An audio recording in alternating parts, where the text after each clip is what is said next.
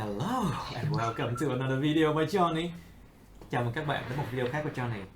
I'm so tired of my old voice. Mình nghe chán nghe giọng mình lắm rồi.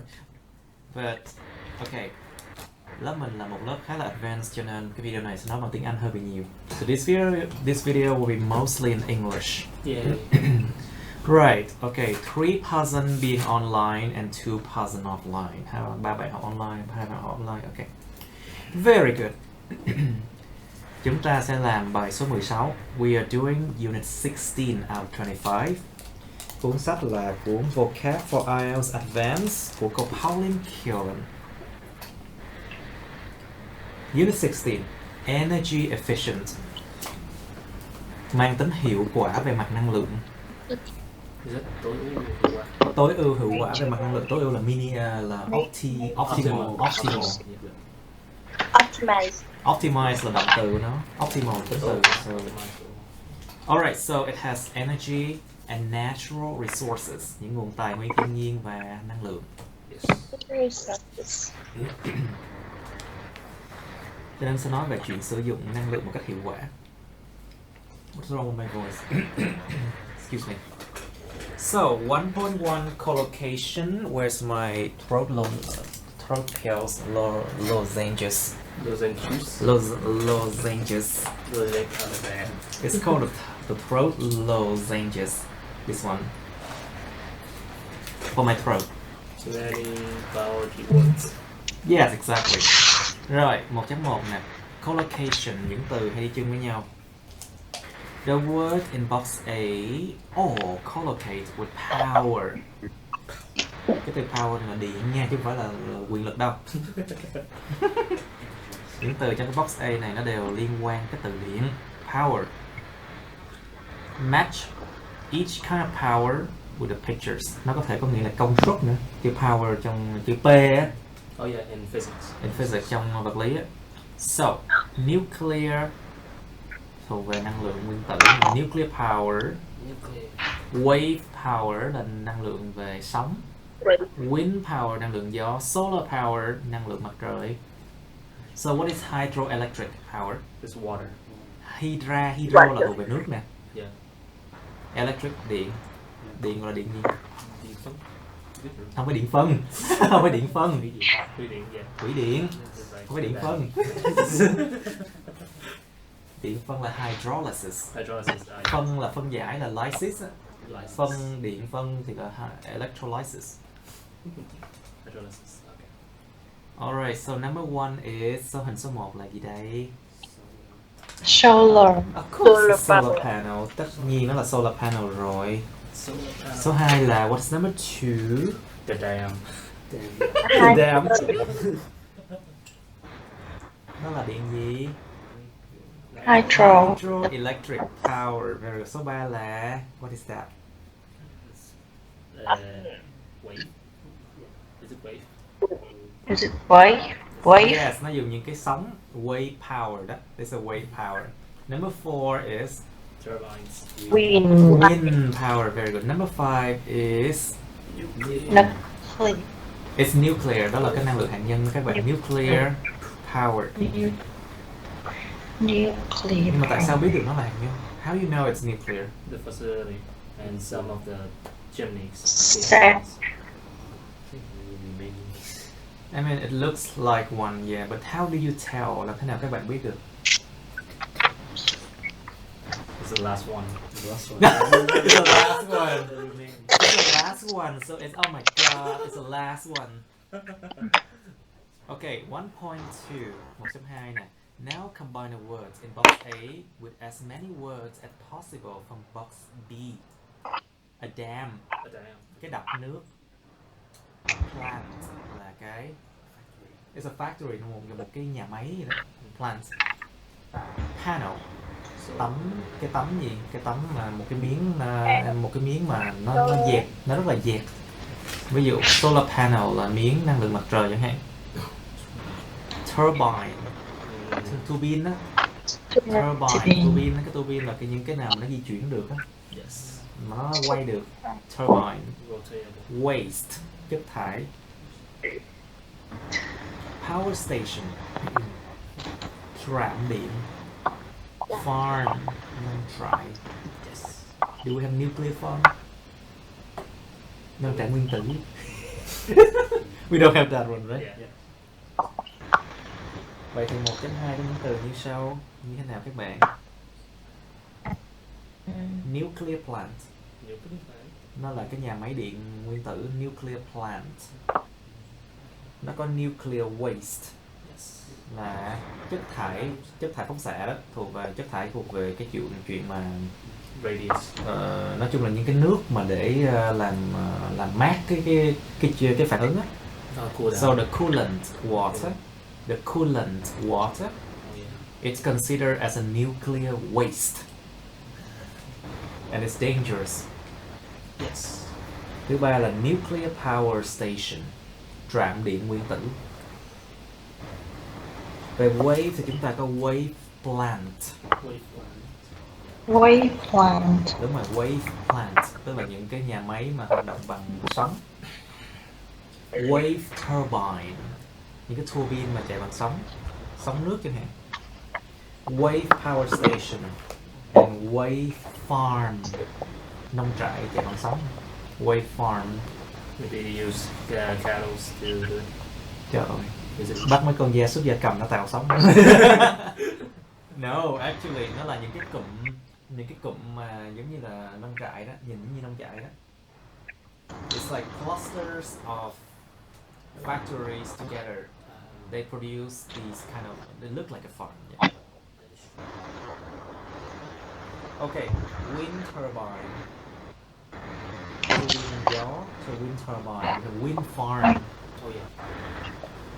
Solar thì có solar plant, So, nhà máy năng lượng mặt trời. Solar panel, tấm pin mặt trời. Solar farm.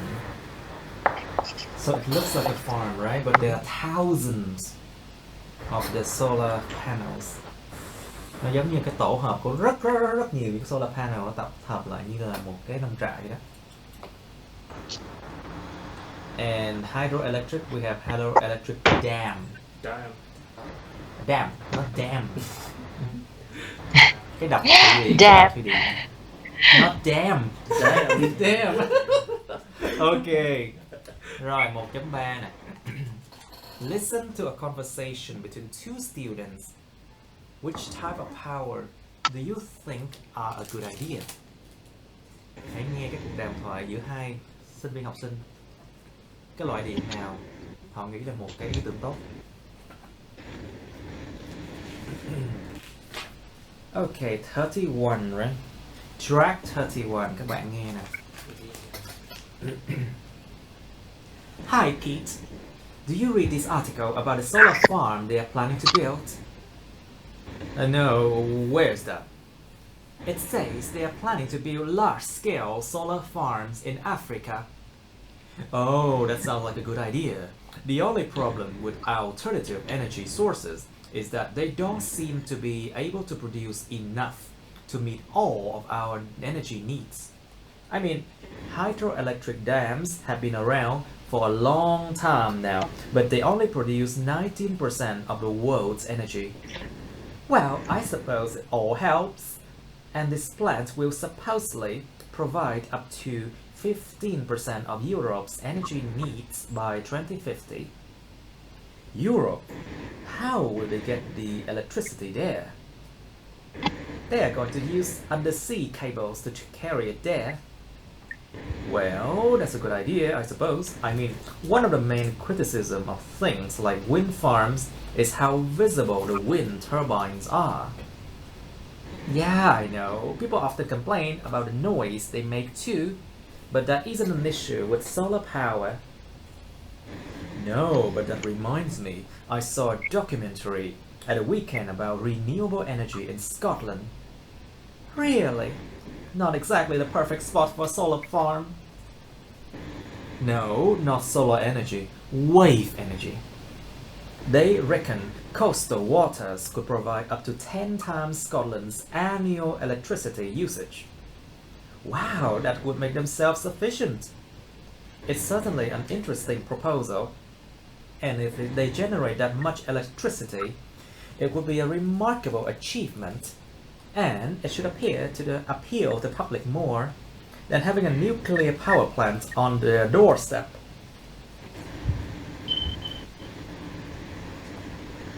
Ok, vậy thì họ nghĩ cái nào là good idea các bạn? Wave. Solar. Nó là solar và wave power. Không ai muốn có một cái nhà máy điện hạt nhân ngay trước cửa nhà của họ cả. Cái câu cuối nó vậy. Having a nuclear power plant on their doorstep. Mở cửa ra thấy cái nhà máy điện hạt nhân. You are the really genius. Yeah. 1.4 các bạn. Now listen again and note the phrases in 1.1 and 1.2 that you hear. Nghe lại và viết ra những cái câu, những cái cụm ở 1.1, 1.2 mà bạn nghe thấy nè. I'm losing my voice soon. Track 31. Hi, Pete. Have you read this article? Have you read this article about a solar farm they are planning to build? No, where's that? It says they are planning to build a large-scale solar farms in Africa. Oh, that sounds like a good idea. The only problem with alternative energy sources is that they don't seem to be able to produce enough to meet all our energy needs. I mean, hydroelectric dams have been around for a long time now, but they only produce 19% of the world's energy. Well, I suppose it all helps, and this plant will supposedly provide up to 15% of Europe's energy needs by 2050. Europe? How will they get the electricity there? They are going to use undersea cables to carry it there. Well, that's a good idea, I suppose. I mean, one of the main criticism of things like wind farms is how visible the wind turbines are. Yeah, I know. People often complain about the noise they make too, but that isn't an issue with solar power. That isn't an issue with solar power. No, but that reminds me. I saw a documentary at the weekend about renewable energy in Scotland. Really? Not exactly the perfect spot for solar farm. No, not solar energy. Wave energy. They reckon coastal waters could provide up to 10 times Scotland's annual electricity usage. Wow, that would make them self-sufficient. It's certainly an interesting proposal, and if they generate that much electricity, it would be a remarkable achievement. And it should appeal to the public more than having a nuclear power plant on their doorstep. Nghe được không các bạn? Can you be able to catch the words of phrases? Nó chỉ là ghi lại những cái từ mà trong 1.1.2 thôi. Thứ nhất là solar farm. Thứ hai là hydroelectric dams. Dams, not dam. So dams. Dam. Wind farms. Wind turbines. Solar power. Hoặc là nuclear power plant. Hoặc là nuclear plant. Okay, any question? Easy, right? Okay, well, 1.5. The following verbs can all be used with energy. Match the verbs 1 to 6 with the verbs with a similar meaning A to F. Alright, so produce, use, need, save, provide, and capture. To harness là khai thác được hả? I think harness is like Absorb, yeah, harness lấy ra được cái gì đó. I think capture, yeah. To supply, cung cấp là generate, sinh ra, sản sinh ra. Conserve, bảo tồn, giữ lại. Require, yêu cầu phải có cái gì đó. To consume, tiêu thụ. So basically, produce mean To sản generate. xuất. Chào. Đúng rồi, to generate sản xuất là bằng produce nè. To use là bằng với consume, đúng rồi. Need là bằng với Require. require nha các bạn. Nhớ nha, I ngắn R, require. Require. Okay, to save là to conserve, âm Z nha các bạn, conserve. Conserve. Để ý mấy cái phát âm nha. Để ý phát âm mới được speaking tốt và nghe tốt nha. Conserve. Rồi. Provide là Supply. to supply. Rồi cuối cùng to harness là bằng với to capture thôi. Capture là giống như là thu giữ được một cái gì đó. Like for example, nó có hai có câu là to harness the energy of the atom. Thu giữ được cái năng lượng của nguyên tử. Đó là khi mà con người ta phát minh ra năng lượng nguyên tử.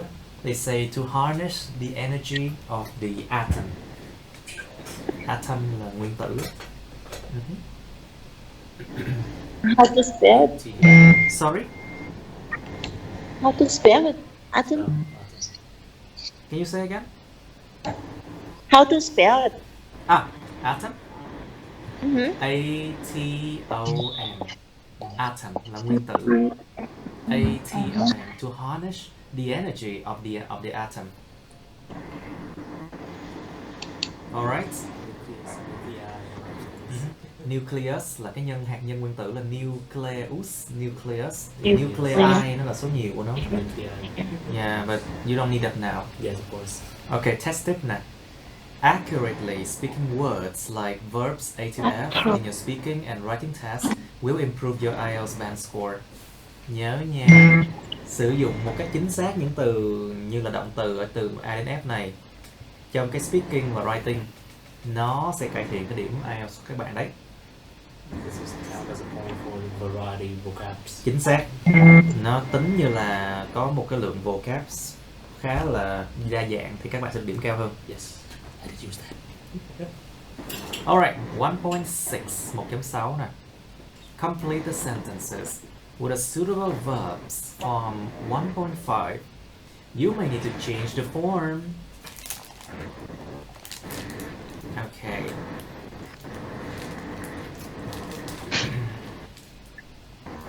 Many domestic solar energy system đòn cái gì đó. Tức là phải sử dụng những từ trong 1.5 này các bạn. Từ A đến F nha.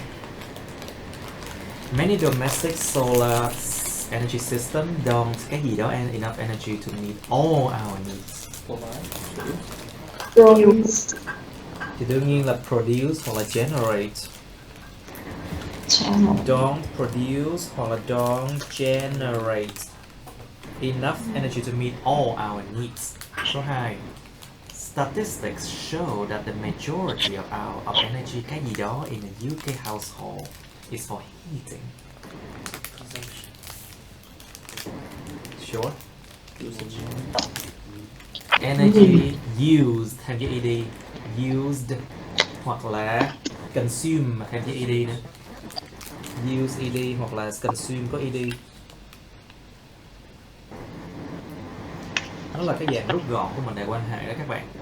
Tức là statistics show that the majority of energy which was consumed hoặc là that was used thì nó rút gọn là thành use hoặc là consume ed hết.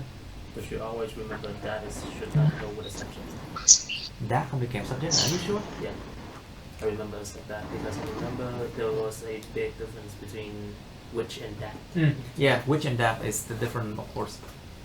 Yeah, you should not always use that because in the sentence if there are subjects next to it, it should not be used. Yeah, I think that is less formal than which. Yeah. That nó không có formal với which như sao và có một số cái quy tắc. Okay, number 3. Large screen TVs, cái gì đó, far more energy than older models. It says Sorry? Nó là require hoặc là consume hoặc là need hoặc là use đều được. There's a lot of option.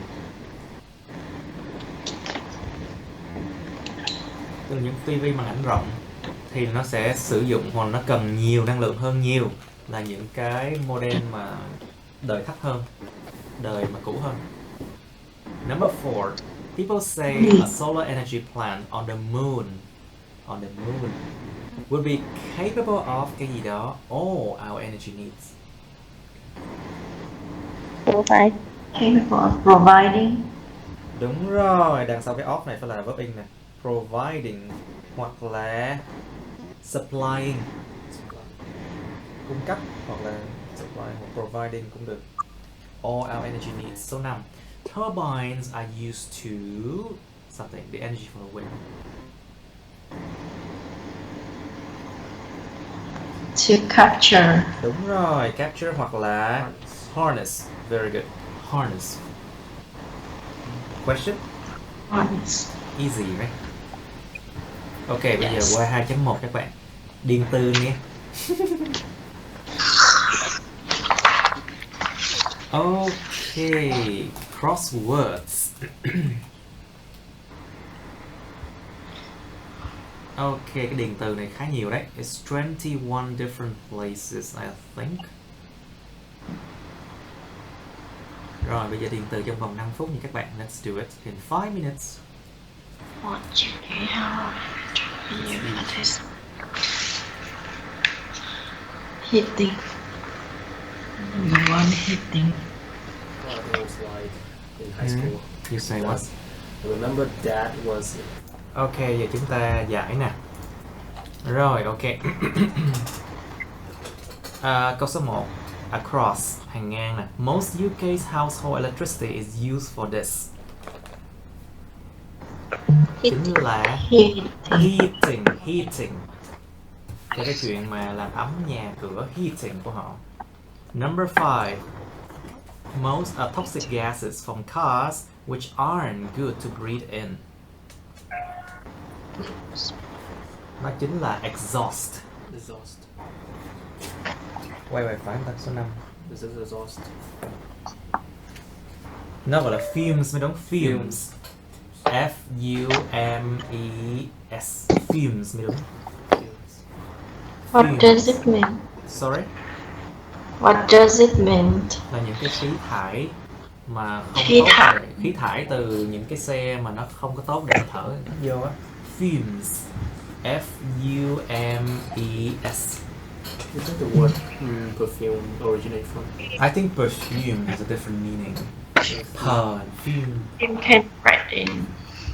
Perfume. Nó hình như nó enhance cái không khí hay sao? Yes. Like to enhance the smell or something. Because most people back then they did not take a shower or bath very often. Okay. Especially like rich people, they only take a bath once per month. Okay. Because why? Những người lao động, because only the laborers they have to take a shower or bath daily, right? But most rich people, to show off their status, they don't take a bath that often. It brings up a lot of odors. Oh my God. And they use a lot of perfume. Disgusting. Okay, number 8. A country's deposit. It has in coal, gas and etc. Deposits là những cái gì đó mà giống như là tiền đặt cọc á, hoặc là nó có là những cái khoản mà nó có đặt cọc á, hoặc những cái khoản mà nó có sẵn chẳng hạn. It has in coal, gas or etc. Nó chính là the country's resources, những nguồn tài nguyên của một quốc gia. Chính là cái đặt cọc mà nó có in coal, gas hoặc là cái gì đó. Tức là nếu mà em muốn mượn tiền của nước ngoài, nó phải coi cái tài nguyên quốc gia, cái GDP và các thứ khác. Thì đó là những cái tiền đặt cọc á, những deposit đó. Xem có khả năng trả nợ hay không. Xem quốc gia có khả năng trả nợ hay không. Right, số 12. An adjective meaning from the sun. Solar. Solar thôi, S-O-L-A-R, solar. Number 14. The power produced from the nucleus of an atom. Nucleus là cái hạt nhân của một nguyên tử. Nó gọi là từ nucleus đó.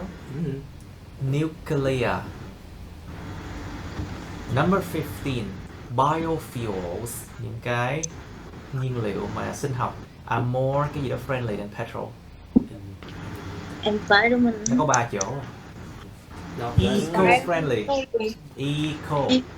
E-C-O. It's the cross. Oh, wait. It's a cross. 14, 15. There's What? a two. Yeah. Oh yeah. Vậy sang 15 nó sẽ là environmentally. Environmentally. Environmentally. Ok, số 17. To totally use up cái gì đó là to exhaust something. Làm cho nó cạn kiệt cái gì đó là exhaust something. E-X-H-A-U-S-T. Exhaust. Động từ to exhaust something. Làm cho cạn kiệt cái gì đó. Number 18. A different option. Một cái lựa chọn khác đó là Alternative. alternative. Alternative. Các bạn nhớ nha, cái từ AL đọc là sao? A với L là al. Alternative. Alternative. Rồi, số 19. Fuel sources that won't run out are những nguồn mà nhiên liệu nó không có hết đâu. Nó gọi là nó có thể được làm mới. Renewable, đúng rồi, renewable. Năng lượng vĩnh cửu, renewable. Infinite power. Rồi 20. A type of petrol with the lead taken out. Lead là chì với các bạn. Đọc là lead nha. Bằng E nè. Xăng không chì là gì? Unleaded. Unleaded. U-N-L-E-A-D-E-D. Unleaded. I was going to write diesel. Diesel. Trời ơi, dầu diesel là có thể có chì nha. Yes. So Can you I spell was it? not being stupid. don't worry about that. Nếu mà người nào sợ mà giấu dốt á, thì sẽ càng chốt thêm. That is true. It's true, okay? So 21. A battery that can be reused. Nó gọi là có thể rechargeable. Recharge xong rồi able nữa. Recharge là R-E-C-H-A-R-G-E able. Recharge xong rồi able nữa. Nó giữ là chữ E nha các bạn. Ok, rồi hàng dọc nè. Prefix, connected with water, những cái từ mà tiếp đầu ngữ bắt đầu mà nó có liên quan đến nước là hydro thôi. Hydro. Số 2. Causing little or no damage to environment, gây ra rất ít thiệt hại đối với lại môi trường, đó là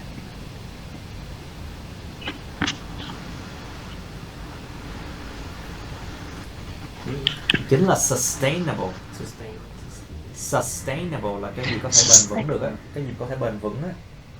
Sustainable. S-U-S sustain là T-A-I-N xong rồi able. Sustainable. Là sustainable và sustainable. Sustainable. Số 3. We put this in our cars to fuel them. Là petrol. Chính là xăng dầu thôi. Petrol. Số 4. Gas, coal and oil are all cái gì đó. Thì là fossil fuel, nhiên liệu hóa thạch thôi. Fossil fuels. Fossil fuels, nhiên liệu hóa thạch. Number 7. People talk about reducing their carbon. Không phải carbon emission. Nó là CO2 emission, nhưng mà carbon phải là carbon footprint. Footprint, foot là cái F O O T, print là P R I N T. Footprint, cái dấu hiệu, cái dấu của họ trên đất á. Foot là đất, là cái bàn chân. Dấu in lên trên mặt đất tức là cái dấu hiệu của họ trên trái đất, ví dụ như là đi đến đâu gây ô nhiễm đến đấy. Thì carbon footprint là như vậy á. Đừng có mà kiểu mà đi đến đâu gây ô nhiễm đến đấy. It's carbon footprint là như vậy. Con người đang là không gian cái xả rác quá trời. It's like there's a lot of waste around. Số 9. C5 across. Another word for these. Tức là cái liên quan cái số 5 nè. Tức là liên quan cái phim hồi nãy á. Phim. Mà là một cái từ khác cho cái từ phim mà nó nằm ở số 9. Chính là emissions. Emissions. Có S nha. Emissions. Alright. Số 10. To produce cái gì đó energy chẳng hạn. Thì là to generate. Đúng rồi, generate. Số 11. This is produced when there's a fire. Đúng rồi, smoke thôi, khói, có lửa có khói. Smoke. Able to be recycled. 13. Able to be recycled là có thể được Recyclable. Recyclable. Recyclable. Recyclable.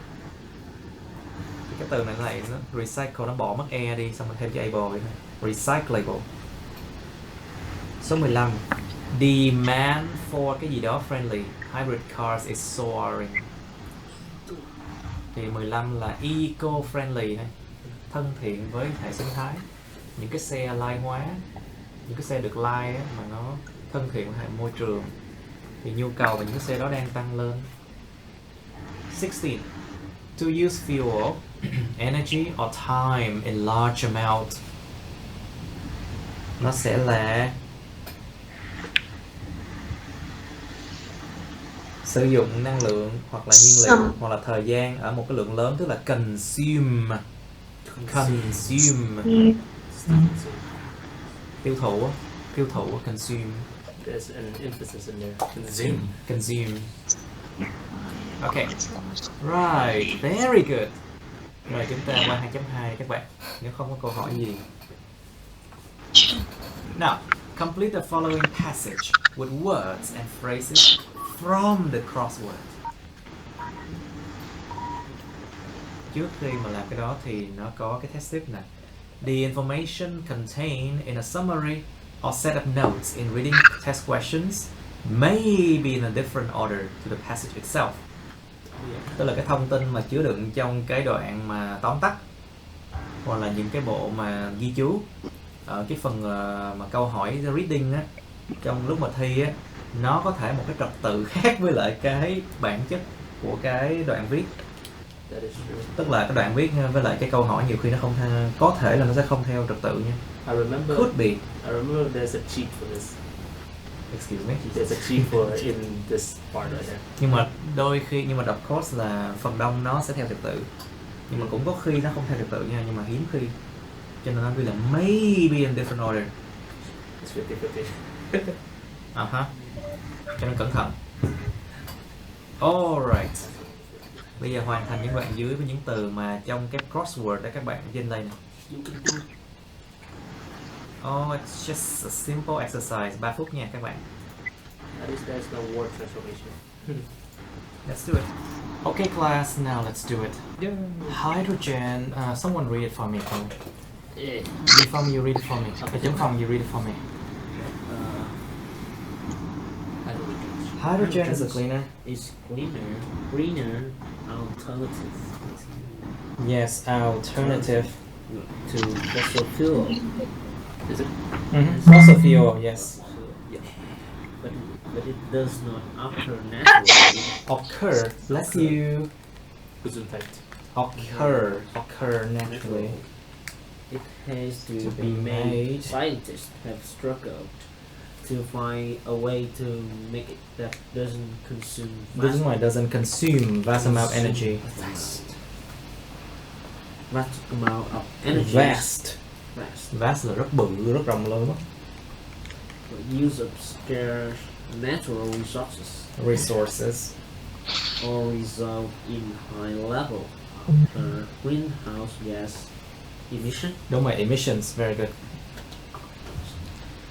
However, researcher at the University of Leeds have now found an energy efficient way to make Mở rộng miệng ra. Như em nói phải mở rộng miệng ra.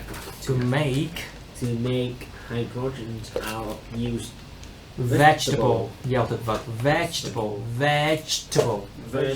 Nó là hai âm này. Veg với lại table. Vegetable. Phải table đó nha, chưa bao giờ table hết á. Vegetable, hai âm thôi. Vegetable oil. Described by restaurant, the process they have developed creates the Hydrogen gas. which they claim is vital for Our future.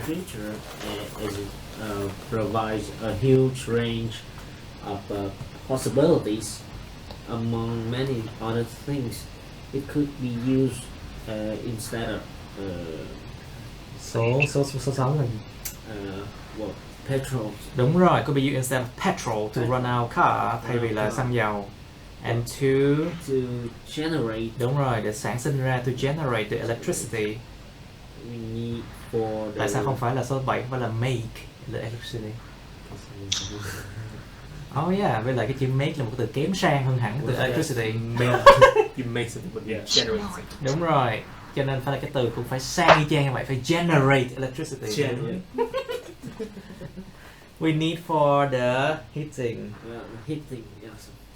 Heating that keep our homes warm. Yes. It should also be possible to produce hydrogen in Hydrogen in một cái cách mà bền vững. A sustainable way. By using other những nguồn vật liệu mà có thể tái chế được. Tái chế được. Recyclable materials in addition to cooking oil, thay vì là thêm vào là cái cooking oil. Tại vì cooking oil một thời gian sau nó sẽ cạn kiệt. It will deplete. Yes. Vậy là cooking oil chắc gì nó đã gọi là recyclable một cách tốt nhất. There might be other ways now. Yes. Okay, we are working towards a vision of a hydrogen economy. Ngành kinh tế hydrogen. Said one of the researchers working on the project. Okay, very good. Rất tốt các bạn. Right, if there's no question, we move on to number 3.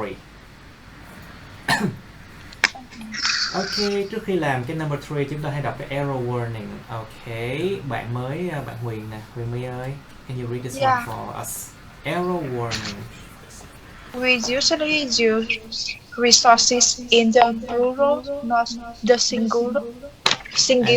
Chú ý nhấn âm nha, chú ý nhấn âm trong một từ. We usually âm đầu. We usually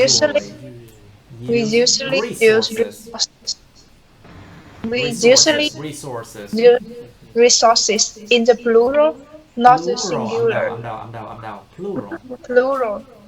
Not the singular, âm đầu luôn. Not the singular. Singular. Source is used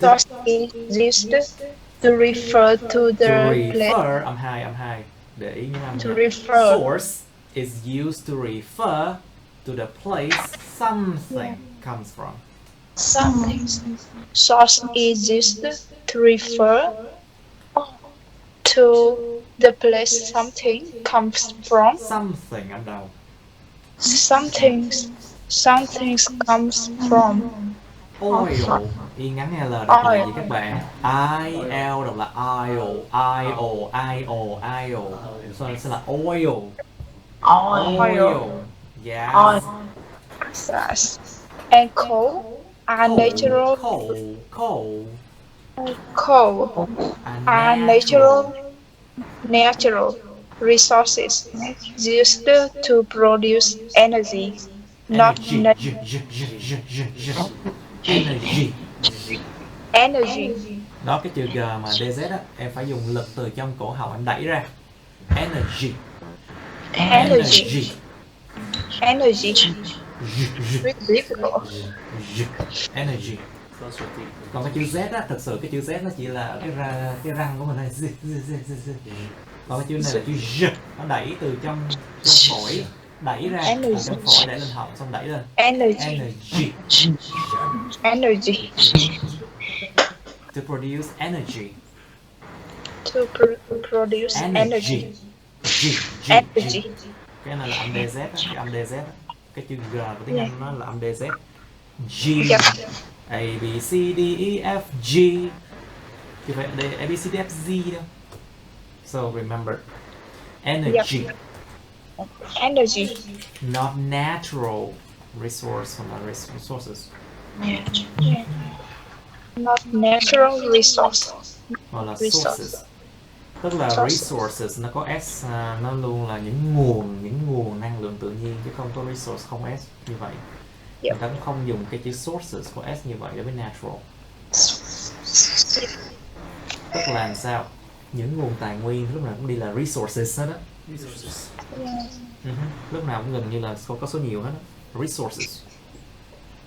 Okay, books Should still be seen as a good source of information. Good. Not a good source of information.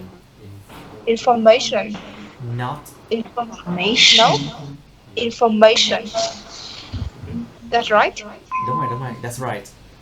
Not a good resource. Not a good resource of information. Source là cái nguồn, còn resource nó là cái nguồn tài nguyên. Yeah. It's different in meaning, so it has to be source of information. Okay? Yeah.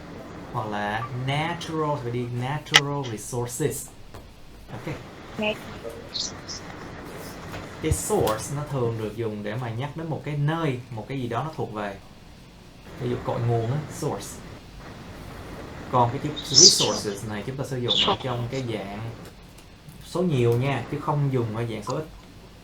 Tại vì lúc nào cũng sẽ có nhiều nguồn tài nguyên. Okay. There would always be many resources. Okay. And hopefully we don't have to use the word resource. This means that everyone thinks it's không dùng số ít của resource nha, chỉ dùng số nhiều resources thôi. Ok, chúng ta thường dùng cái resources ở biết số nhiều nhưng mà không thường dùng cái dạng số ít. Mà đương nhiên là nó sẽ có trường hợp đặc biệt. Of course. exceptions. Of course, exceptions are everywhere. Right, okay. Number 3 là bài số 3 này. Choose the correct alternative to complete the sentences. Hãy chọn những cái lựa chọn đúng. Những cái lựa chọn mà thay thế đúng chứ, để hoàn thành những câu dưới đây. Number 1. Để cho bạn nào trả lời đi. So, Miss One, please, your turn. Okay. Okay, we need to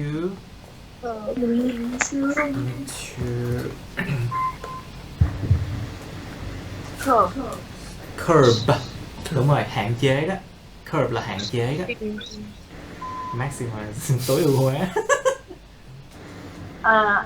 Our use fossil fuels. Fossil.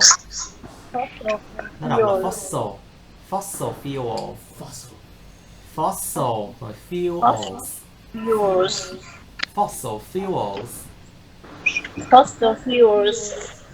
Number 2. Our levels of petrol consumption are not sustainable. Sustainable, sauce nha, cho phải sauce nữa nha. Sauce. Sustainable. Nó sẽ là chọn consumption, mức độ mà tiêu thụ nhiên liệu petrol của chúng ta thì nó không có thể nào bền vững nổi. Chứ không phải là mức độ mà đốt dầu của chúng ta. Đốt dầu, it doesn't sound right, right? Cho nó phải là consumption. It's a literal meaning. Yeah. Số 3 nè. At present, we burn fossil fuels to To generate electricity. đúng rồi, to generate electricity. What? The literal meaning Okay. for fossils. Okay, số 4 nè. Domestic, Domestic. Domestic. Âm hai. Domestic. domestic Alternative. alternative Alternative. energy, Đó. Alternative energy sources. alternative energy resources No. can Alternative là âm hai. Energy âm một. alternative energy Sources. sources can only produce enough energy to provide small Appliances. Appliances appliances. là những cái trang thiết bị appliances, trang thiết bị điện. Thì phải là to run small appliances mới đúng, để vận hành, to run, chứ không phải là để cung cấp những cái này, phải là vận hành những cái thiết bị nhỏ mới đúng. To run small appliances. Alright, say number 6. Number 5, Oh, number 5, sorry, number 5. electrical power. E, chữ E là E mà. Chữ E trong tiếng Anh đọc là E mà. Electrical. Electrical power is something we just take for granted. What does it mean to take for granted? To take Take for granted là sao các bạn? Được chấp Là nhận. không lo nghĩ về nó, Sorry? là không lo nghĩ về nó, không gọi là gì ta? Giống như Được là, chấp là nhận. lấy như đúng rồi. Lấy như đúng rồi, không có lo nghĩ về cái hậu quả, something take it for granted, Okay. tức là giống như là coi như là cái chuyện là nghĩa vụ, take it for granted.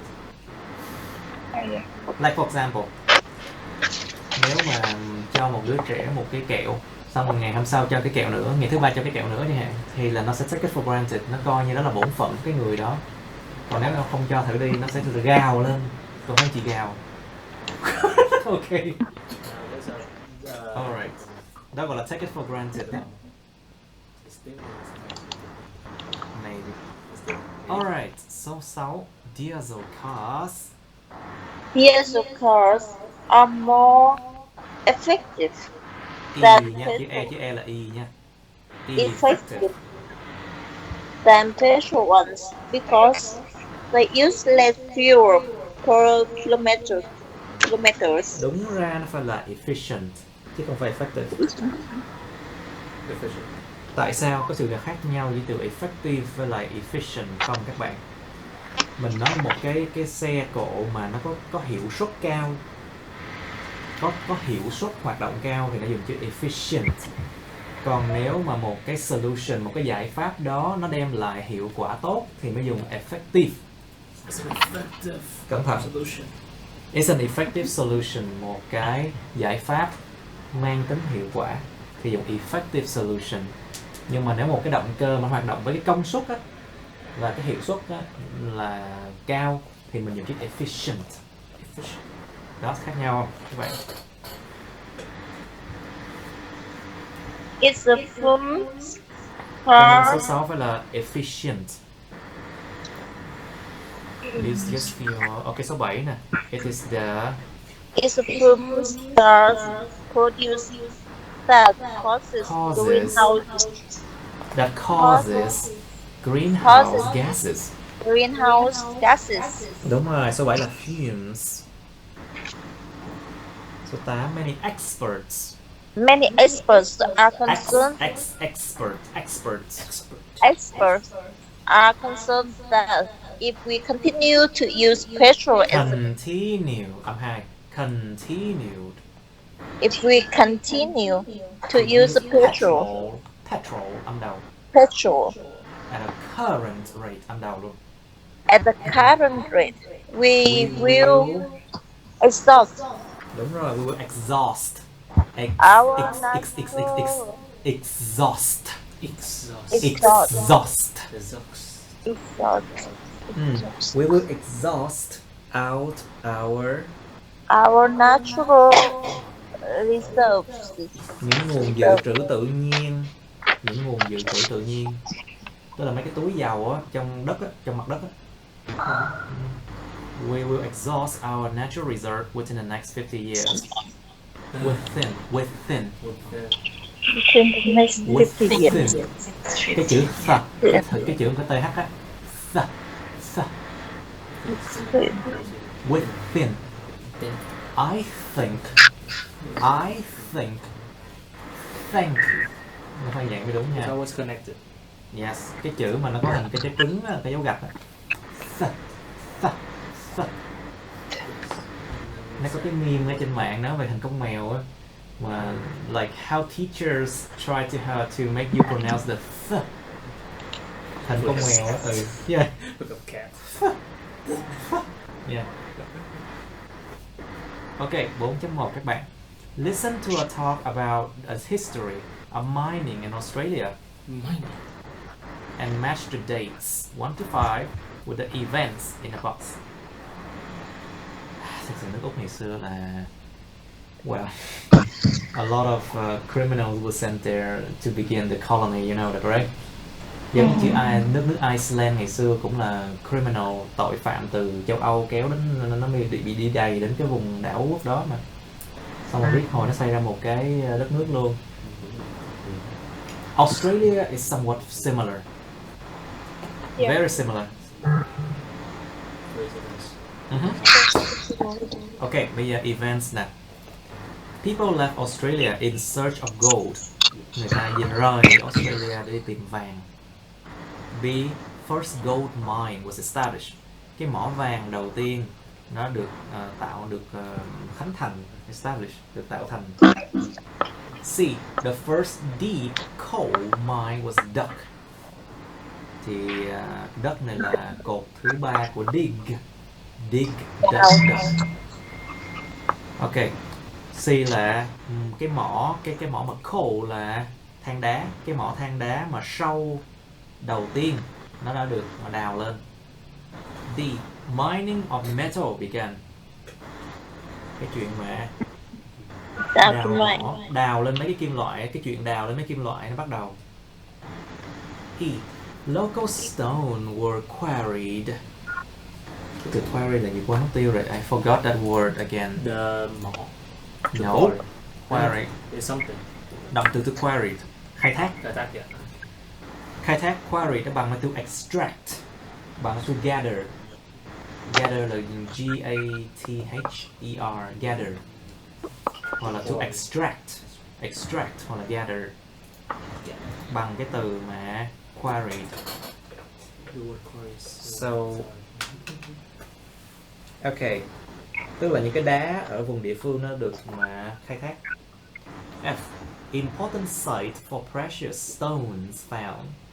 Những cái vị trí, những cái nơi quan trọng cho những cái viên đá quý đã được tìm thấy. G. First shipments of coal sent overseas. Cái hàng hóa, cái gọi là cái lô hàng đầu tiên, những lô hàng đầu tiên về than đá đã được chuyển đi nước ngoài, overseas, vượt biển. H. Diamonds were first found. Người ta đã tìm ra kim cương lần đầu tiên.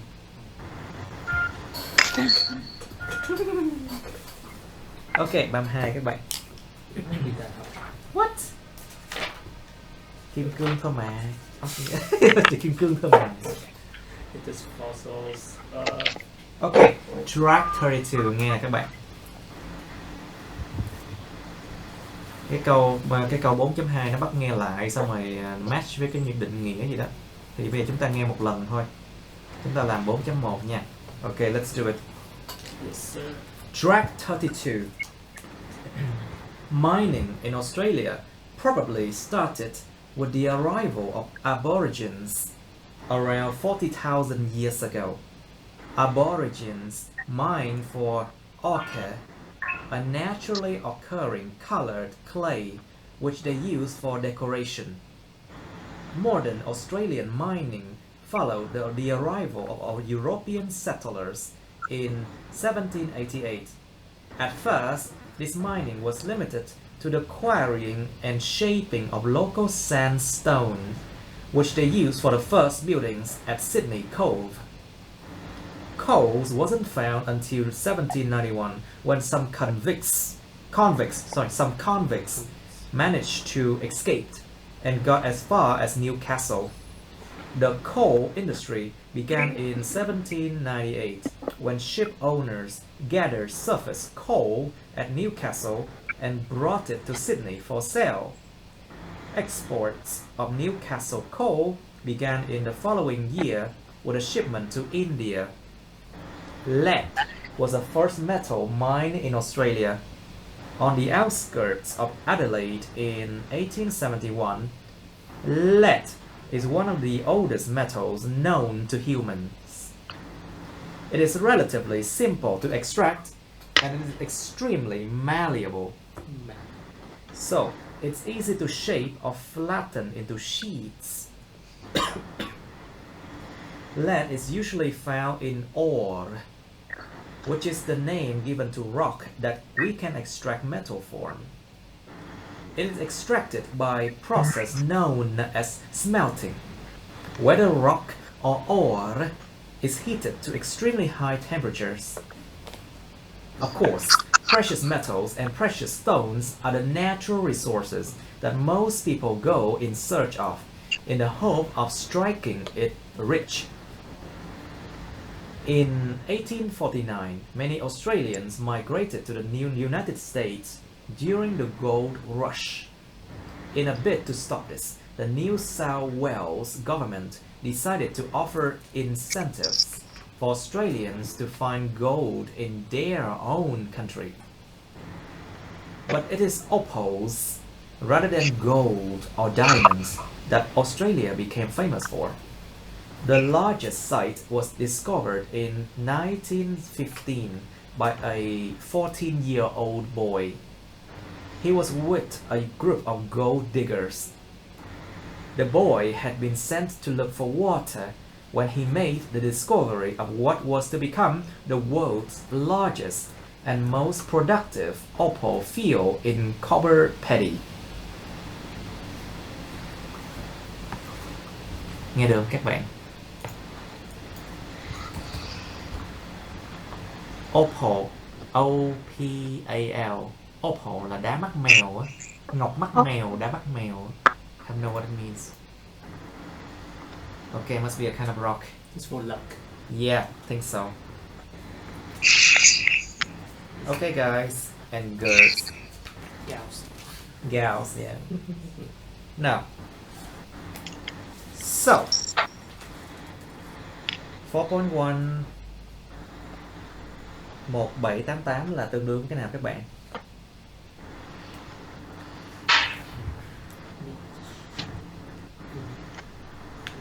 Do you need to listen once again? Is it too difficult? Khó quá các bạn. Is it too difficult? Because it's kind of challenging for them to actually listen to the specific year. Okay, now I'll try to say it once again, okay? Đọc lại nè. Okay. Track 32. Mining in Australia probably started with the arrival of Aborigines around 40,000 years ago. Aborigines là những cái người mà thổ dân á. Aborigines. Aborigines mined for ochre, a naturally occurring colored clay which they use for decoration. Tức là những người thổ dân này họ bắt đầu họ đào những cái gọi là ochre, O-C-H-R-E, ochre. Tức là một cái clay, là một cái dạng đất sét mà có màu sắc, nó tự nhiên như vậy mà nó được sử dụng cho trang trí thôi, decoration. Modern Australian mining followed the arrival of European settlers in 1788. Tức là cái chuyện mà đào mỏ ở Úc á, mà hiện đại á, nó theo sau cái sự xuất hiện của người châu Âu, những người mà settlers là những người mà đi đến để mà định cư á, vào năm 1788 suy ra được là okay, we can just listen to this one. At first, this mining was limited to the quarrying and shaping of local sandstones, which they used for first building at Sydney Cove. Đầu tiên là cái chuyện mà đào mỏ này nó bị giới hạn lại với cái chuyện mà khai thác và tạo hình shaping của những cái đá mà đá cát ấy, ở địa phương sandstone, mà họ sử dụng nó cho những cái tòa nhà đầu tiên ở Sydney Cove. Ok, tức là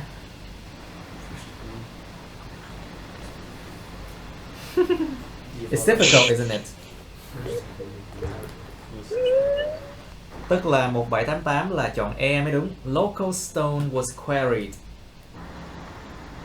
Tức là những cái hòn đá địa phương nó được khai thác. Alright, tiếp tục nè. Coal wasn't found until 1791. Mãi đến năm 1791 thì là than đá mới được tìm thấy. When some convicts, khi một số kẻ tội phạm được bị kết án đã có thể trốn thoát được, have managed to escape and got as far as Newcastle, trốn thoát được và đi xa đến cái chỗ Newcastle luôn. The coal industry began in 1798. Cái ngành công nghiệp làm than đá bắt đầu vào năm 1798 lận. When ship owners gathered surface coal at Newcastle and brought it to Sydney for sale. Tức là khi mà những người chủ tàu á, mới khai thác những cái than đá ở bề mặt surface coal ở Newcastle và đem nó đến Sydney để bán. Câu tiếp theo nè. Export of Newcastle coal began in the following year with a shipment to India. Xuất khẩu của những cái than đá Newcastle nó bắt đầu vào cái năm sau đó, một năm sau đó, với cái shipment đến với India, Ấn Độ. Thì suy ra là 1799 là G, first shipment of coal sent overseas. Đúng rồi, câu G đó. Tiếp tục là các bạn. Lead was the first metal mine in Australia. G là cái kim loại đầu tiên được đào ở Úc, on the outskirts of Adelaide in 1841. Ở cái phần mà ngoài rìa của Adelaide ở năm 1841. Suy ra 1841 là cái gì nhỉ? Mining of metal began. Đúng rồi, 1841 là chọn D. Mining of metal began. Lead is one of the oldest metals known to human. Chỉ là một trong những cái kim loại mà cổ nhất được biết đến với con người. It's relatively simple to extract and it's extremely malleable. Nó cực kỳ dễ để mà nó tương đối dễ để mà khai thác được, và nó cực kỳ dễ mà malleable là cực kỳ dễ tạo hình. Malleable. So it's easy to shape or flatten to sheets. Cho nên rất là dễ để mà tạo hình hoặc là làm cho nó dẹt lại thành những cái miếng. Lead is usually found in ore. Quặng ore là O-R-E.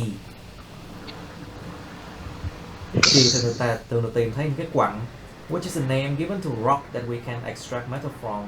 Tức là những cái tên mà được cho đến với những cái hòn đá mà chúng ta có thể extract cái kim loại đó từ đó. It is extracted by a process known as smelting. Where rocks or ore is heated to extremely high temperature. Tức là cái smelting này là nó làm nóng cái rocks, cái đá đó ở nhiệt độ rất là cao để chảy ra thôi. Of course, precious metals and precious stones are the natural resources that most people go in search of, in a hope of striking in rich. Tức là đánh vào sự giàu có. Striking in rich. It's more like the producer or like farming, I guess. Yeah. Đương nhiên là những kim loại quý và những cái đá quý là những nguồn tài nguyên thiên nhiên mà phần đông con người ta đi tìm trong cái hy vọng là có thể làm giàu được, striking and rich. In 1849, many Australians migrated to the United States during the Gold Rush. 1849, nhiều người Úc đã di cư đến nước hợp chủng quốc Hoa Kỳ trong cái cuộc gọi là đổ xô đi tìm vàng, Gold Rush. Gold rush. Gold Rush. Rush là R-U-S-H. Có cái thời mà cowboy các bạn, the cowboys and miền biển Tây, the western. In a bid to stop this, the New South Wales government decided to offer incentives for Australians to find gold in their own country. Incentives. In a bid to stop this, để mà trong một cái nỗ lực để mà ngăn chặn điều này, chính quyền của New South Wales đã quyết định là đã cho phép những cái người mà incentives là những cái người mà tiên phong, incentives, những người tiên phong ở Úc để mà tìm vàng ở đất nước của riêng họ, tức là tìm vàng ở Úc á. Suy ra 1849 là A. People left Australia in search of gold. Thì chính cái năm đó chính quyền mới ra cái incentive đó chứ, right? Tiếp này các bạn. But it is opals, nó là đá mắt mèo, rather than gold or diamonds that Australia became famous for. Nó chính là đá mắt mèo thay vì là vàng hay là kim cương mà Úc nó được nổi tiếng vì cái đó. The largest site was discovered in 1915 by a 14 years old boy. Cái nơi lớn nhất đã được tìm ra vào năm 1915 bởi một cậu bé 14 tuổi. He was with a group of gold diggers. Ảnh đã cùng với một nhóm mà đào vàng, người đào vàng, gold digger không phải là kẻ đào mỏ đâu. Mãi sau này cái từ gold digger nó có nghĩa là kẻ đào mỏ. Chứ trước đó là người đào vàng, ok? So the gold diggers. Ok, vậy năm 1915 là gì? F. Important site for precious stone found. Câu F nha. Let's have the respect. The boy has been sent to look for water when he made the discovery of what was to become the world's largest and most productive opal fields at Copper Petty. Cậu trai đã được gửi đến để mà tìm nước khi mà cậu ta đã tìm ra được, đã tìm ra được một cái, đã khám phá ra được cái mà có thể trở thành cái cánh đồng đá mắt mèo mà most productive, đem lại nhiều lợi nhuận nhất và bự nhất trên thế giới ở Copper Petty. Ok, rồi các bạn 4.2 nè. Ok, bây giờ thay vì nghe lại thì các bạn match đi. Easy. Nó cái definition của nó với định nghĩa của nó nè. Alright, bây giờ 2 phút nha. Mình xuống mình khóa cửa cho hai bạn này đó. Ok, what? An orc. Ok, an orca. Not an orc. An orc. Một con orc. An orc. An orc. An orc. Rồi, số 1. Orca. Orca là gì? C. Đúng rồi. A naturally colored type of rock or earth. Cái màu ochre này nó giống như là màu da người, nó hơi bị cam hơn sao? I still remember. Màu da cam. No, it's ochre. Ok, số 2, the aquary là B. It's a hole. nó là E đó. A large artificial hole in the ground where stone is dug for use as building material. Một cái mỏ. Aquary. Mỏ.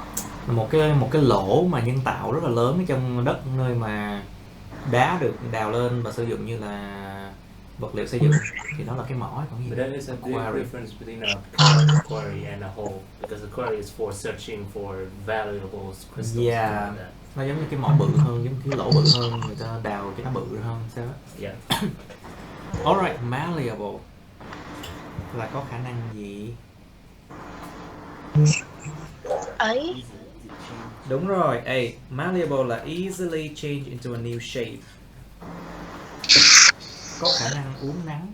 Có khả năng mà uốn thành nó làm cho dẹt lại, uốn lại. 4. Or là gì? Maybe B. Đúng rồi. Rock from which metal can be obtained. Very good. Tiếp tục các bạn. Smelt. D. No, D. Cái smelt nó là một cái smelt nó là obtain metal from a rock by exposing it to a very high temperature. It's mostly used in blacksmith. Smelting.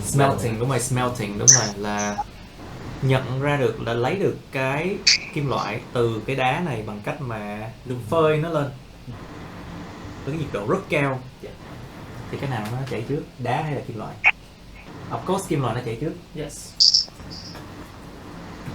Nào, an opal, đá mắt mèo là gì? It's a gem. Maybe cat like them, no? It resemble Nó resemble thôi, giống vậy thôi chứ cat không thích đâu. They make fear. Đeo thử đi sẽ biết. Just do it with a cat, you know. Rồi, số 5 các bạn. Pronunciation. What if the cat actually like it? Phát âm nè. Many English words contain the weak sound schwa. Swap. Nghe cái âm schwa không? Swap. Schwa. Cái âm mà nó nhìn cái miệng như là schwa. Nó là cái âm yếu hơn. Thường cái âm schwa nó sẽ đi trước hoặc là đi sau cái từ mà được nhấn trong một cái từ. Cái âm được nhấn trong một từ. Rồi bây giờ các bạn. In the following list of words, underline the syllable. Gạch dưới những cái nguyên âm. Syllable gạch dưới những cái âm chứ syllable là những cái âm tiết với cái main stress, với cái nhấn âm chính và xoăn tròn những cái âm schwa. Listen and check your answers and then practice saying the words. Alternative.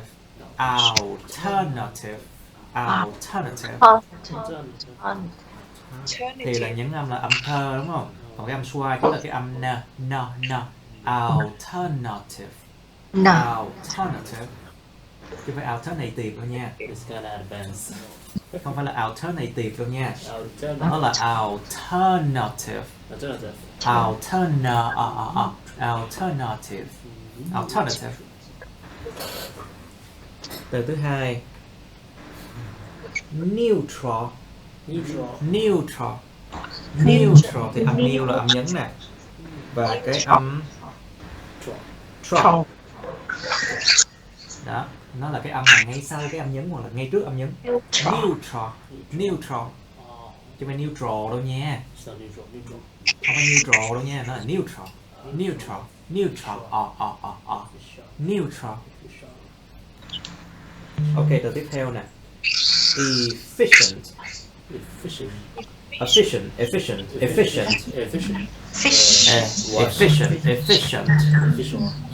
Nó là âm phí, là những âm nè. Và cái từ này nó có đến 2 cái âm schwa lận. Đó là chữ E đầu tiên và chữ E tiếp theo. Efficient. Nó là efficient. Efficient. Nó có 2 cách đọc là efficient hoặc là efficient. Yes, efficient. Efficient. It's very efficient. Có 2 chữ E đó. Tiếp tục nè. Consumption. Không phải cần đâu nha. Consumption. Đó là 2 chữ O, đó là 2 cái âm schwa đó. Không phải consumption. Consumption.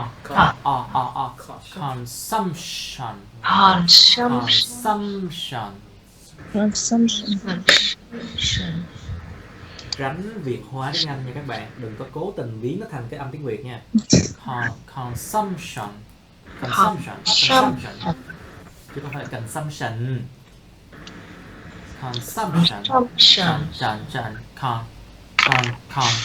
consumption. Consumption. Consumption.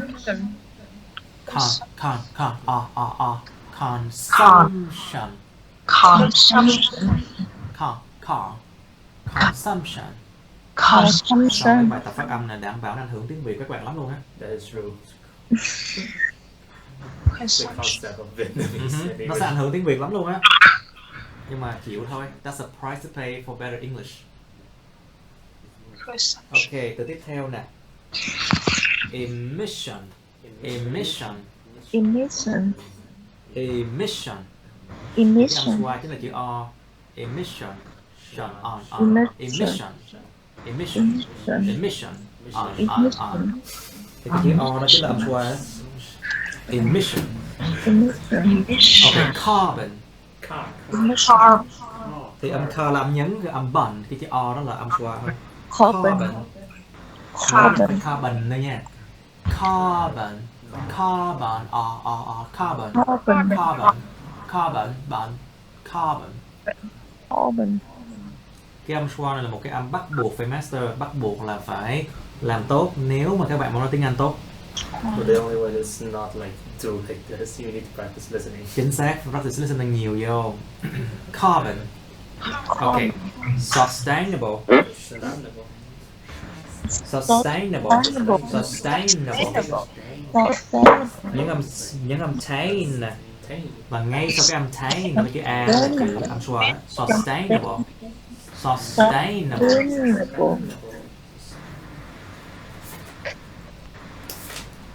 Kỳ lạ một cái điều đó là cái từ sustainable này, I need to check it again.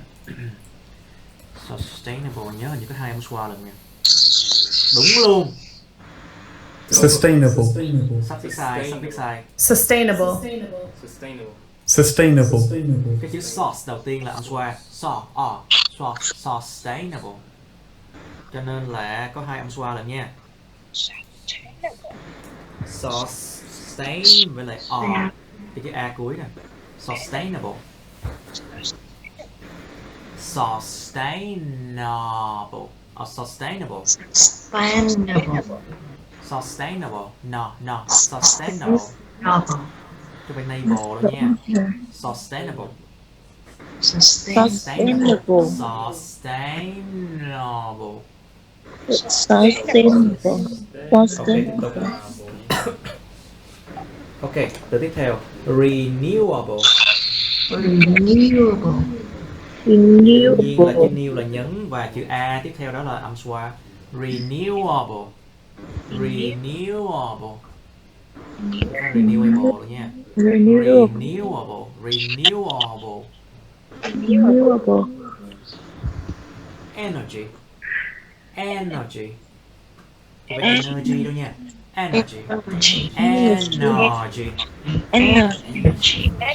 The energy. Và energy là energy. Energy. Energy. The energy. The energy. The N là âm nhấn nè. Rồi cái chữ E tiếp theo nó là âm schwa nè. Energy. Ok. Energy. Battery. Battery. A battery. It's a battery. Is it battle or battery? Tiếng Anh giọng Mỹ. US is battery. Battery. Battery. Battery. Battery. Battery. Battery. Yeah. Tiếng Anh giọng Anh. Battery. Yeah, Battery. battery. Nhưng mà nó đều là cái âm E đó là âm schwa đó. That is true. Battery. Sounds so polite. Ok, từ tiếp theo. Recyclable. Recyclable. Recyclable. Thì cái âm A đó, là âm schwa đó. There it is. Recyclable. Thì cái side là âm nhấn nè. Recyclable. Recyclable. Recyclable. Recyclable. Ok, luyện tập mấy này kỹ nha các bạn. Để ý với cái âm schwa, cái âm mà có cái hình tròn tròn á. Ok, tiếp theo từ cuối cùng. Rechargeable. Rechargeable. Rechargeable. Rechargeable này, từ âm xoa này. Rechargeable. Và cái âm charge nó sẽ là âm nhấn. Question. Rechargeable. Chúng ta rechargeable đó nha. Rechargeable. Most of us won't remember this. Of course you will. Muốn được speaking 8 9 chấm, you have to know these things very well. That is true. Tại vì mấy cái âm nhỏ nhỏ như vậy thôi nó làm được sự khác biệt với người mà cứ 6.5 thôi, với những người 7 chấm trở lên. A big difference. Yes. Sự khác biệt giữa native speaker and secondary language learners. That is true. Ok. Rồi, cái test practice này it will be writing things. Các bạn cứ coi cái văn mẫu đằng sau bắt chước nó thôi. Copy it. Ok, writing test 2 nè. Ở trang 89. Write about the following topic cho 40 phút đấy. Alternative energy sources that use the natural power of the wind, waves and sun are too expensive and complicated to replace the coal, oil and gas that we use to power our cities and transport. Đó là một cái nhận định thôi, những nguồn năng lượng thay thế mà nó sử dụng những cái nguồn năng lượng tự nhiên của gió, sóng và mặt trời thì nó quá mắc và quá là phức tạp để thay thế là dầu hỏa, than đá và khí đốt mà chúng ta sử dụng để vận hành đó, những thành phố và đi lại, phương tiện đi lại. Đó là một cái opinion của bài viết này. Thì đề yêu cầu là gì? To what extent do you agree or disagree with this opinion? Bạn đồng ý hay không đồng ý với cái nhận định này? Đến mức như thế nào? Đến mức như thế nào tức là bạn được quyền ở giữa. Yeah. Chứ còn nếu mà nó ghi là do you agree disagree thì bắt buộc các bạn phải chọn một trong hai. But to what extent? Yeah, exactly. Nhưng mà cái câu này là to what extent? Bạn đồng ý không đồng ý đến mức như thế nào với cái nhận định này? Rồi bây giờ chúng ta coi cái văn mẫu đi. Là sao sách đó các bạn. Ở trang 149 trong sách. Tức là trang 152 trên 177. Wait, 151 trên 177. Trên cái PDF đó là 151 trên 177. Còn trong sách thì là 149 nha. Yeah. Test practice nè, bạn nào đọc dùm. Ok, Miss Vân Anh, can you read for us the first paragraph? Alternative energies. Alternative là sao? Alternative energy. No, nhưng âm mấy. Alternative. Alternative. Alternative. Alternative energy. Energy. Energies is hard by some to be the answer to our reliance on fossil fuels. Fossil fuels. Fossil fuels, a sources of alternative energies, are low emitters of CO2 and are a sustainable means of providing electrical power.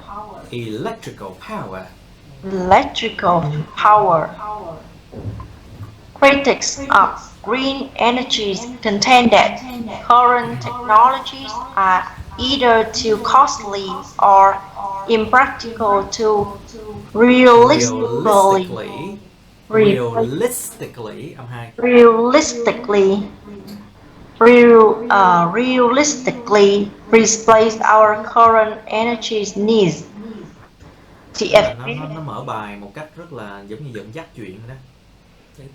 Gián tiếp rất là gián tiếp. Ví dụ như năng lượng thay thế được nghĩ đến bởi một số người là cái câu trả lời cho cái sự phụ thuộc của chúng ta về fossil fuels như là một nguồn năng lượng thay thế. Low emitters là những cái nguồn mà nó xả thải rất là ít khí CO2 và là một cái phương cách mà lâu dài của chuyện cung cấp năng lượng điện. Công nhận viết hay. Critics of những người mà nhà phê bình của những năng lượng xanh đó tin rằng contender current technology are either too costly, những cái công nghệ hiện tại nó quá mắc hoặc là nó quá là không thực tế để mà thay thế một cách thực hành thay thế được những cái nguồn năng lượng và nhu cầu năng lượng hiện tại của chúng ta. Đó, nó dẫn dắt chuyện rất là hay.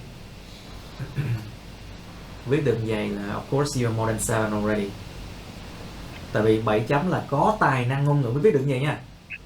So basically it's not easy to get 7 ever. Just need to get 6. That's good enough. Just need to get 6. Alright, okay. Để Miss Huyền My đọc tiếp nè. The advantages. Sorry. Trang 149 trong sách đó em. The, Số 2. The advantages of green energy. the advantages of green energy are obvious. There is no Obvious. Để nhấn âm. The advantages âm 2 of green energy âm 1. Obvious âm 1. the There's no need to worry. advantages of green energy are obvious. Obvious âm đầu. Obvious. That's right. There's no need to worry. There's no need to worry about Dwindling supplies of progressively more expensive resources. Solar power will never run out, and once initial and once initial cost are paid off, the electricity is basically free. Tại vì cái chữ mà đờ đì này trước những cái nguyên âm á, thì là đọc là đì. Nguyên âm nè. The electricity âm 3 nha, âm 3. Electricity. The electricity is basically free. The electricity is basically free. The sources of energy have another major benefit in the shape of their low emission. Although there are troubles for free. That is true. Chỉ có rắc rối mới free. There's nothing for free for real, you know. So, okay, although nhau 2 nha, âm 2.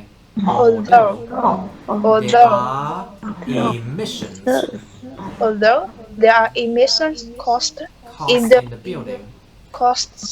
building of the wind turbines or turbine âm đầu nha, turbines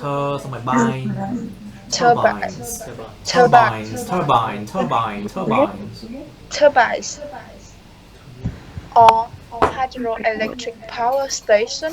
There is no further air pollution of the risk of environmental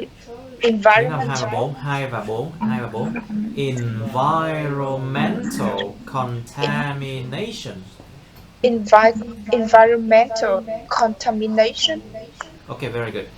Cái đoạn này là sao? Nó nói về advantage nè của green energy, nó là quá dễ dàng nhìn thấy.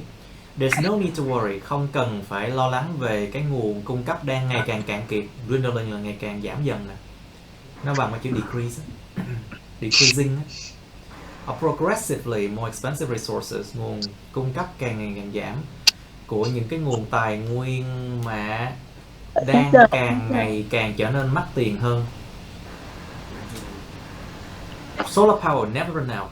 Năng lượng mặt trời nó sẽ không bao giờ nó biến mất đâu, nó không bao giờ nó cạn kiệt đâu. Và một khi mà những cái giá thành ban đầu, giá thành cơ bản nó được trả tiền hết, thì cái năng lượng đó nó bản chất là nó free, basically free, bản chất miễn phí mà. These sources of energy, những cái nguồn năng lượng đó nó có một cái lợi ích mà lớn khác. in the shape of their low emission, trong cái hình dạng của cái sự mà xả thải khí rất là thấp của chúng. Mặc dù là có những cái giá thành về xả thải khí in a building, trong cái chuyện xây dựng những cái turbine mà gió như vậy, hoặc là những cái trạm thủy điện, thì there's no further air pollution, không có thêm những cái ô nhiễm không khí hoặc là cái mối nguy cơ về chuyện mà gây ô nhiễm môi trường đâu. Tức là cái đoạn này nó nói về cái gì các bạn? What does it say?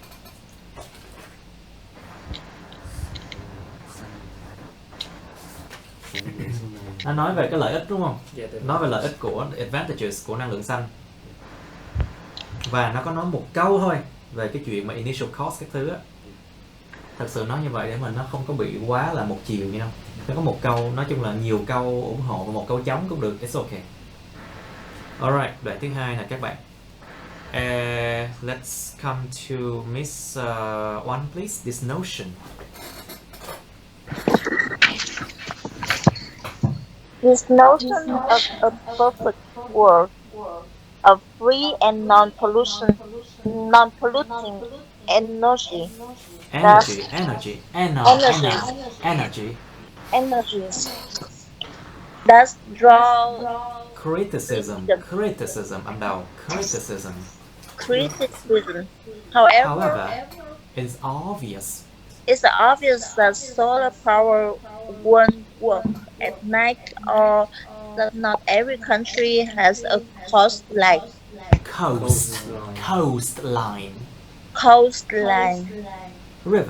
Rivers or windy hills. It's also a problem that replacing our current energy supply will entail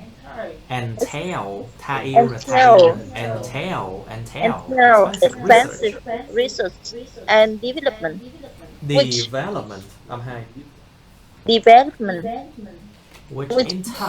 in turn involves government cooperation.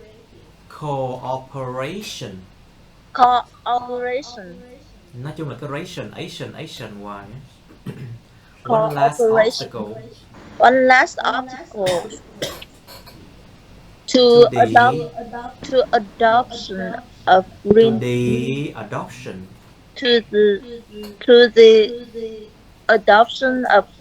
energy is nuclear power.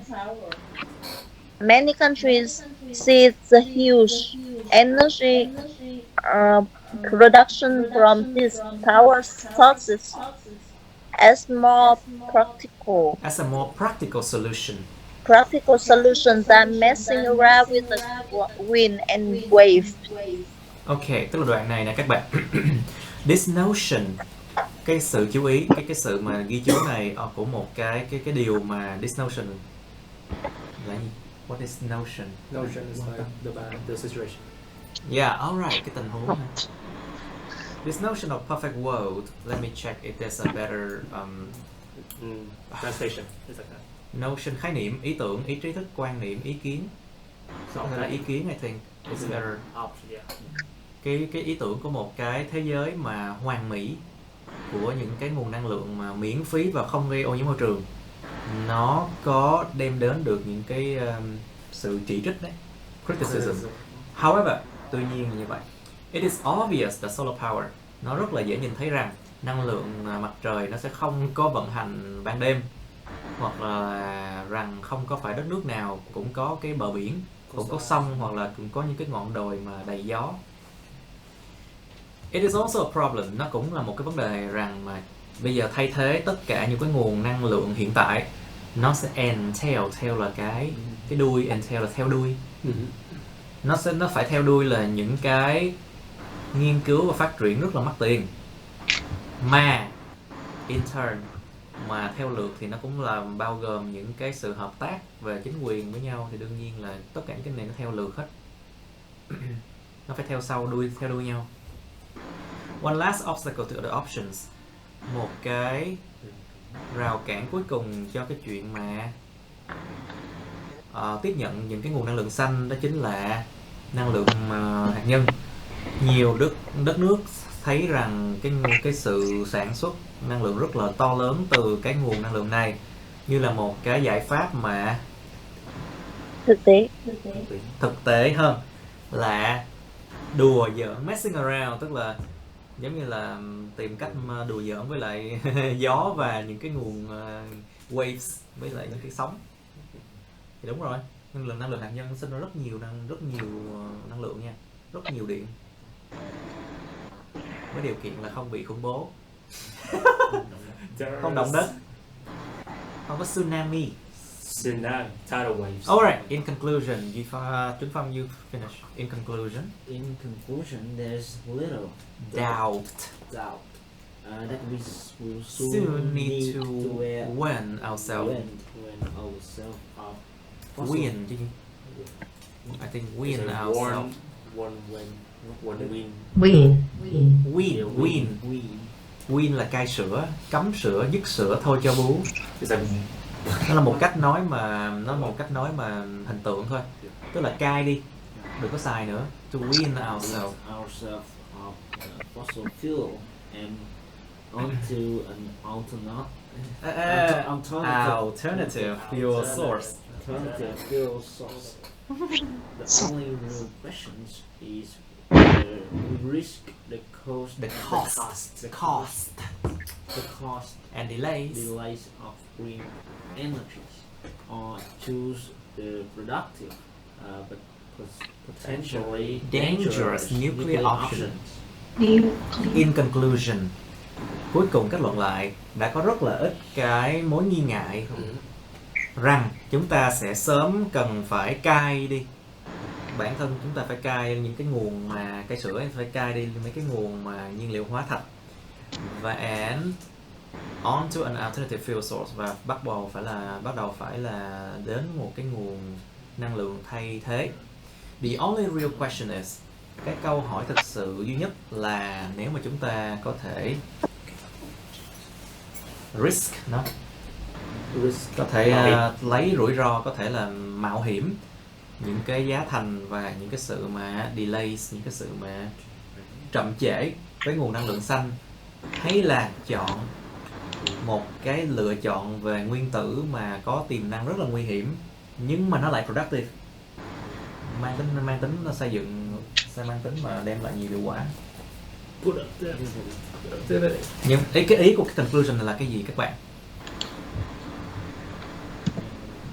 Sớm muộn kiểu gì thì cũng sẽ cần nó thôi. Yes. we are obliged. Yes, exactly. Tức là cái ý của cái conclusion nó chọn cái gì? The alternative fuel source. Tức là nó sẽ chọn cái alternative. Đó. Tức là cái ý của người viết này là nó sẽ chọn nguồn năng lượng thay thế. Còn cái đoạn thân bài số 2 này nói về cái gì các bạn? What does it say? The disadvantage. Disadvantage của cái gì các bạn? Green. Của những cái green energy đúng không? Disadvantages, right? Okay. Right, very good. Nó nói disadvantages cũng nhiều nhưng mà cái đằng trước nó nói advantages cũng nhiều. Make a balance. Nhưng mà nó khá là balance nha. Cái này là một cái bài khá là balance giữa cái disadvantage và advantage. A balanced argument. Đúng, chính xác. Nhưng mà cuối cùng nó lại chọn là alternative. Thực sự là viết balance nó khá tốt hơn, I think. But it's hard. Yeah, it's hard, khó lắm. Yes. It's a challenging way. Đó, các bạn đọc cái bài thấy nó hay không? Yes. Cái bài này ít nhất phải 7 chấm, ít nhất. So, alright class, thank you for watching. Cảm ơn các bạn đã theo dõi video này. Các bạn hãy nhấn vào like, share, subscribe channel này và hãy follow Facebook mình nha. Nhưng mà nhớ đừng có add friend Facebook. Thank you. Bye bye.